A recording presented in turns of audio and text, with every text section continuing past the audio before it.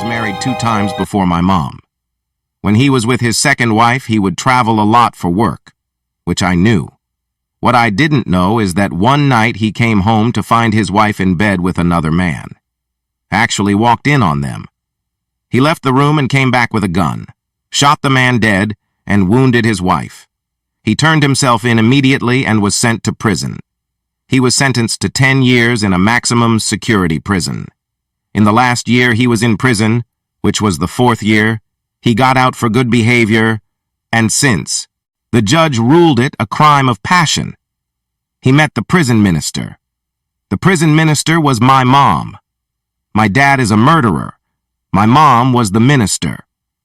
I am the product of a conjugal visit. Artemus Pyle, the drummer from Lynyrd Skynyrd, survived a plane crash and walked to a nearby house only to be shot by the homeowner.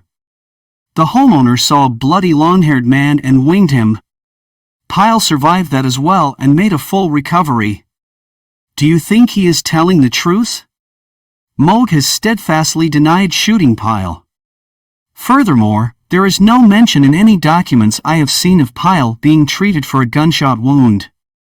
Artemus Pyle, as well as Billy Powell, told many different versions of what happened in the immediate aftermath of the plane crash over the years.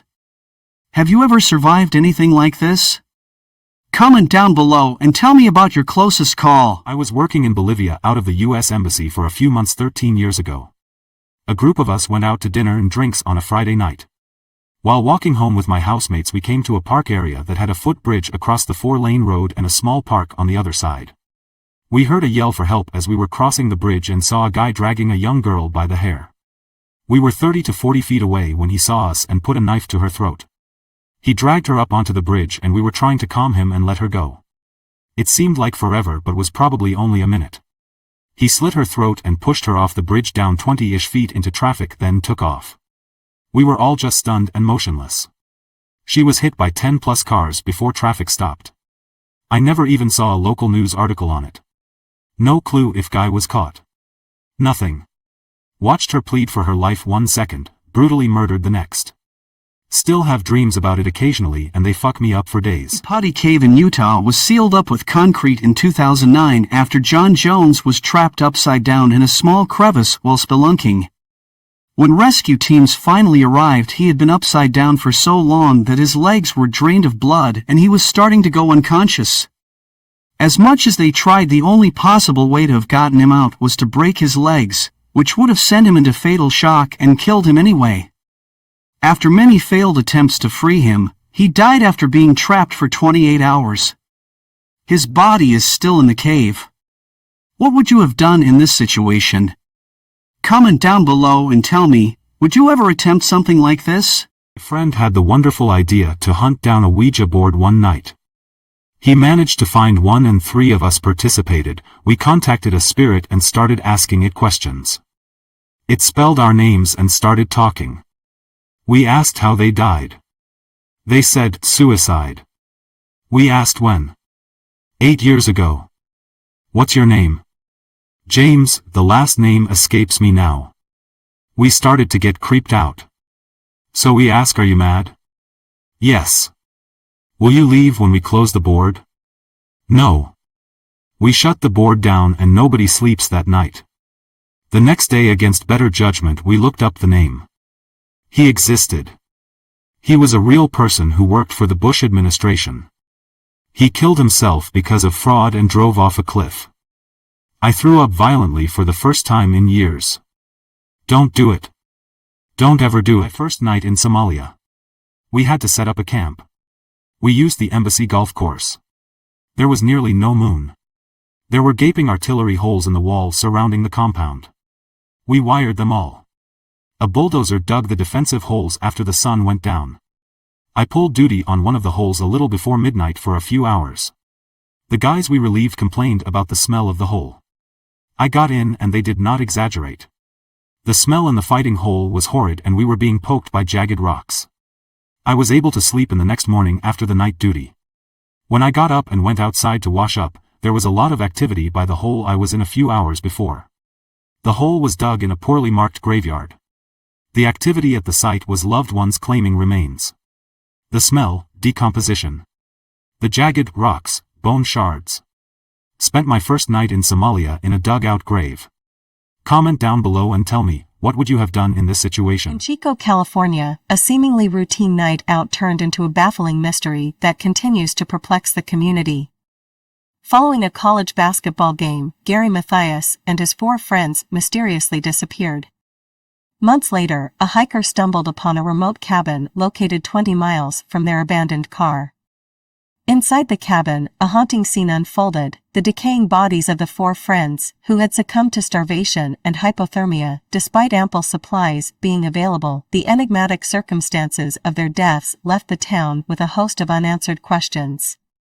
The whereabouts of Gary Mathias, the 5th member of their group, remained unknown, adding to the puzzle. Despite investigations and numerous theories, the truth behind this haunting case remained elusive, casting a perpetual shadow over Chico and serving as a grim reminder of the inexplicable mysteries that can shroud even the most ordinary of events. In 1987, the sleepy town of Crestwood was rocked by a series of bizarre crimes.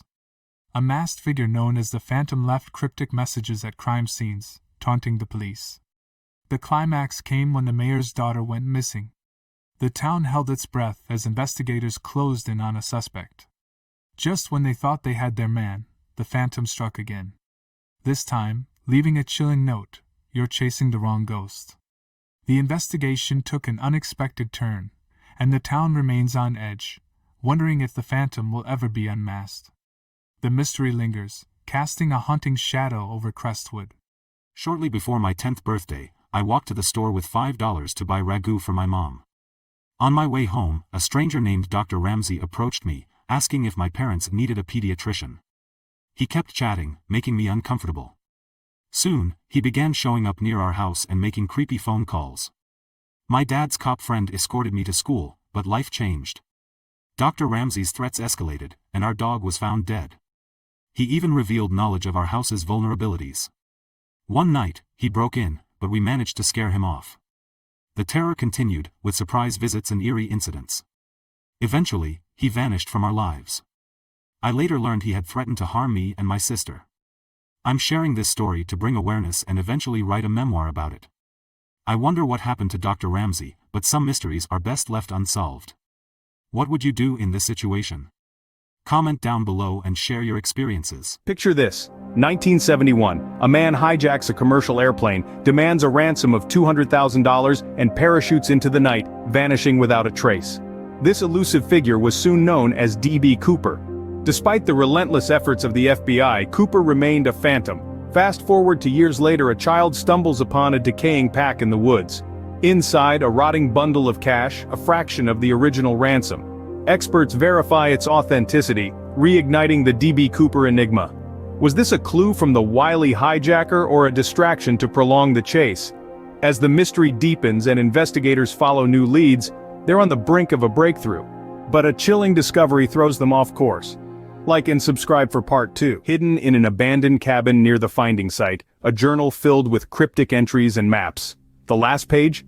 A revelation that sent chills down spines. A rendezvous date and location with none other than D.B. Cooper himself. As the day arrives, investigators approach the desolate location. Tension fills the air. From the shadows, a figure appears, donning a worn parachute and a cryptic smile. Is it him? The moment of truth is disrupted as black SUVs encircle the area. A voice on the intercom orders, "Stand down, this changes everything." The man vanishes into the chaos. Who was the real D.B. Cooper? What was the purpose behind his actions? The mystery intensifies, sparking a global fascination. The hunt for D.B. Cooper continues. Like and subscribe to stay updated on this story in the future.